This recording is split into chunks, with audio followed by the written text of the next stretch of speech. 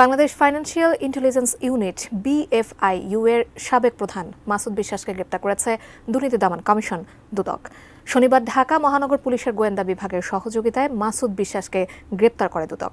পরে আদালতে পাঠিয়ে রিমান্ডেও নিয়েছে এই সংস্থাটি। অর্থ পাচার, সন্দেহজনক লেনদেন এবং নগদ লেনদেন তদন্তের কাজ করে বাংলাদেশ ফাইন্যান্সিয়াল ইন্টেলিজেন্স ইউনিট বা BFIU। সরকারি এই সংস্থাটি বাংলাদেশ ব্যাংকের অধীনেই কাজ করে। গেল ২রা জানুয়ারি গুরুত্বপূর্ণ এই সংস্থার সাবেক প্রধান মাসুদ বিশ্বাসের বিরুদ্ধে জ্ঞাত আয় বহির্ভূত সম্পদ অর্জনের অভিযোগে মামলা করে দুদক। এতে তার বিরুদ্ধে প্রায় ২ কোটি টাকার অনিয়মের অভিযোগ আনা হয়েছে।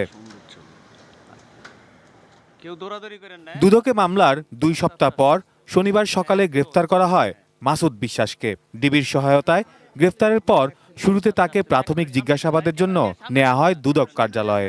আজকে আমরা তাকে সেখানে দুদক কর্মকর্তা জানান, এখন থেকে দুদকের মামলায় কোনো আসামি মুক্তভাবে থাকতে পারবেন না। যাদের বিরুদ্ধে আমরা মামলা দায়ের করছি তারা হয় জেলে থাকবে, না হয় বেলে থাকবে। অর্থাৎ যাদের বিরুদ্ধে আমরা মামলা রুজু করছি প্রত্যেকেরই আমরা এরকম গ্রেফতারের জন্য প্রচেষ্টা চালাবো, কেউ বাইরে থাকবে না। স্বাস্থ্যকর অল টাইম ফ্যামিলি কেক, সব সময় অল টাইম হেলদি লাইফ। দুদক মহাপরিচালক জানান, মাসুদ বিশ্বাসের বিরুদ্ধে ক্ষমতার অপব্যবহার ও অনিয়ম দুর্নীতির পাশাপাশি অর্থ পাচারের যে সকল অভিযোগ রয়েছে সবই তদন্ত করা হবে। তার বিরুদ্ধে আরও অনেক কিছু অভিযোগ আছে। এই অভিযোগগুলির তার কাছ থেকে বক্তব্য নেয়ার জন্যই তাকে মূলত রিমান্ডে চাওয়া।